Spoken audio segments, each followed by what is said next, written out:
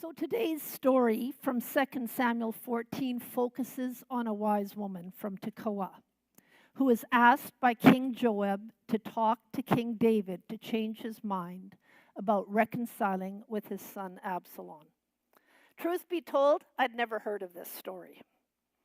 So I told Ed, sure, I can preach. And then I went home and read the text. And then I went back to Ed and I said, really? So once I read the text, I thought, what have I gotten myself into?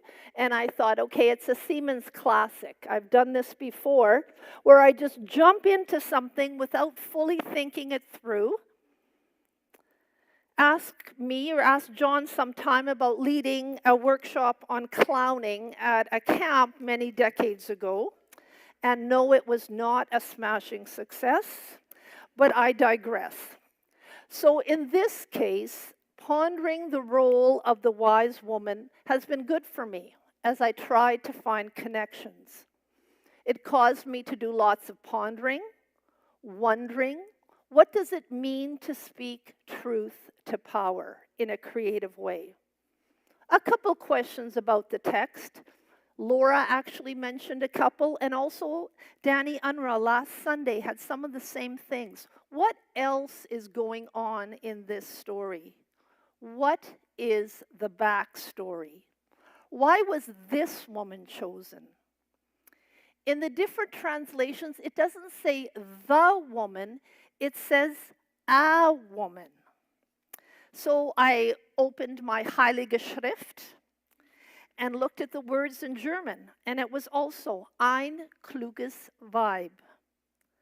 And why from that town, and why was it bustling with wise women?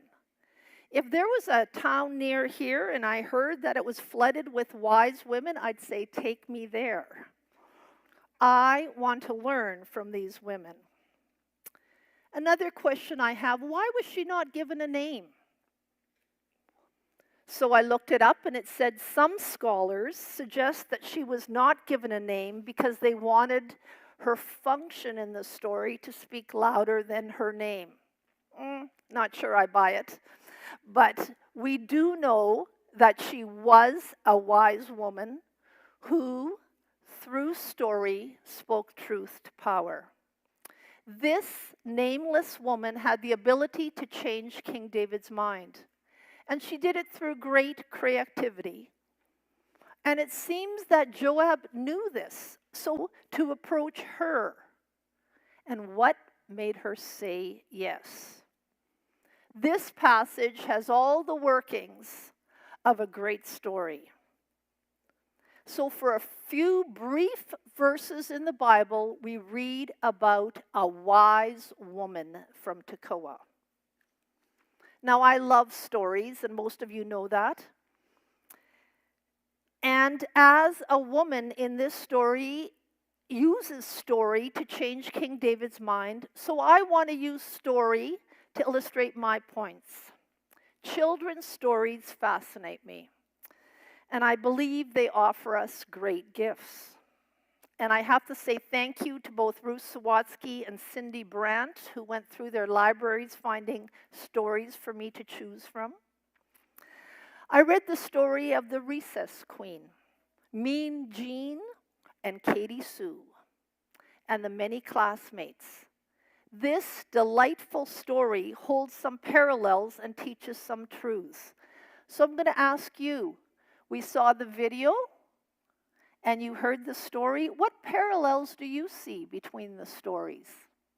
Seemingly none, and yet I think there are a few.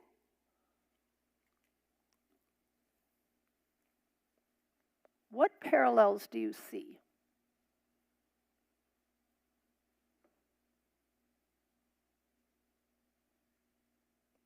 Okay, you're just going to get my ideas. The Recess Queen also demonstrates the power of changing hearts through wisdom rather than force. In the Recess Queen, Mean Jean dominates the playground until a new student responds with kindness and confidence instead of fear. Her gentle actions transform Mean Jean's behavior and restore peace. Similarly, the woman from Tekoa also uses a carefully crafted story to encourage King David to reconsider his actions towards his son Absalom. Instead of confronting the king directly, she appeals to his compassion and his sense of justice. In both stories, the conflict is resolved through communication and empathy. There's creativity and there's wisdom to build healthier relationships within a community. In our playgrounds of life where we find ourselves, how do we resolve conflict? Where have you seen thoughtful communication and empathy? Where have you or have I displayed forgiveness, creativity, and wisdom? When I am in a disagreement with someone, I can often be found nursing my wounds rather than shout out, I like popcorn, I like tea, I want you to play with me. The Hebrew word uses the word chokmah for the word wisdom, which often refers to practical skills in navigating life's difficult situations.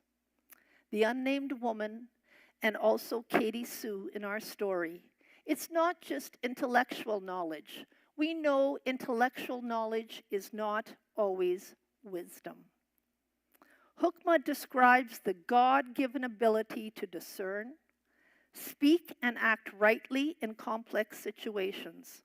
Wisdom is practical, relational, and often revealed in ordinary moments rather than in extraordinary miracles.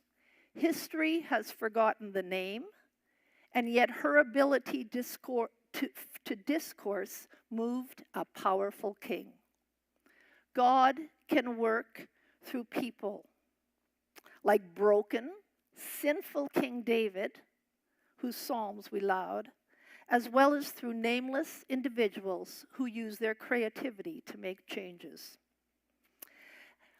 Another beloved children's story that was new to me is called The Quilt Maker's Gift by Jeff Brundo. And the book is right on the table there if you want to take a look. It's got wonderful illustrations. It's the story of a wealthy king who owns everything he could possibly desire, except for one thing, the quilt made by the magnificent old quilt maker. Next slide. Look at that beautiful quilt. When he demands that she gives him one, she refuses. Her quilts are never sold, but freely made for the poor and those in need. Frustrated, the king tries everything to sustain one of her gifts, with soldiers going to her place, trying to get the quilt. Next slide. Finally, she offers a surprising path. She says, when you start giving away things, I will start your quilt. As the king reluctantly begins giving things away, he discovers an unexpected joy. His heart changes from greed to generosity, and he no longer desires the quilt as a trophy. This book is another beautiful example of speaking truth to power. The quilt maker is an ordinary, unnamed woman with no political authority, yet she refuses to be intimidated by the king. She neither flatters him nor rebels against him. Instead, she stands firm and confronts his deepest problems, not his wealth, but his empty heart. She tells the truth with wisdom rather than force. Again, this echoes the wise woman of Tekoa. She also stands before a king without status or power. Here too, we see the wisdom of Chokmah, wisdom that embodies courage, discernment, and compassion. Truth spoken with grace and honesty can soften hearts. Although what the woman did is not small, but huge in having the courage to confront a king, I do believe that we can also show hukmah in small ways, which can be significant to us or others. Our stance matters, gentle wisdom with practical application. Think for a moment. Who are the people, nameless or named, that you have encountered in the last week or month who have shown you hukmah, gentle wisdom with practical application? The person in the ER or the doctor's office who gave that extra little care that made you feel seen. The person who let you know they appreciate you and they appreciate your care and concern from them.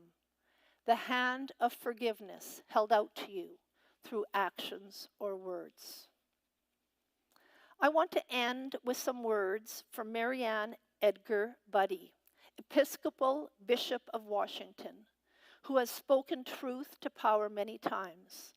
I am thinking of her address in 2025 at the inauguration of the President of the United States, asking him to show mercy to vulnerable groups, the refugee, the stranger. There is risk involved, and the story doesn't always come out as neatly as the children's stories we read. Recess queens don't always quit pushing, smooching, and lollapalooshing. And kings are seldom ready to give away all they have. Hearts are changed, but not always. A woman of Tekoa does succeed in changing the heart of King David. I wish we could say there was true reconciliation between King David and his son Absalom, but that is not the story we read. Although David allows Absalom to return, he does not fully reconcile with him.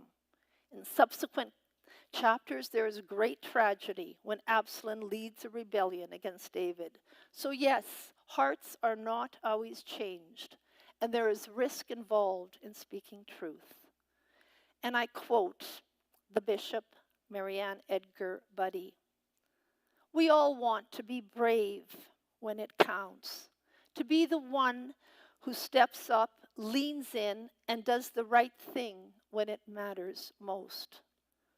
We want to bring our best selves when we're called upon, to speak with clarity and conviction in a pivotal situation, unquote. We want to be willing to step out. In the book's conclusion, she writes, "My prayer is that by grace, that we all will be emboldened to lean into the wisdom, strength, power, and grace that comes to us, wherever we find ourselves at a decisive moment." In my estimation, the bishop is a woman who embodies hukmah. May we be and live as people with hukmah, recognizing it in others and having the courage to speak truth to power in unique and creative ways. Amen.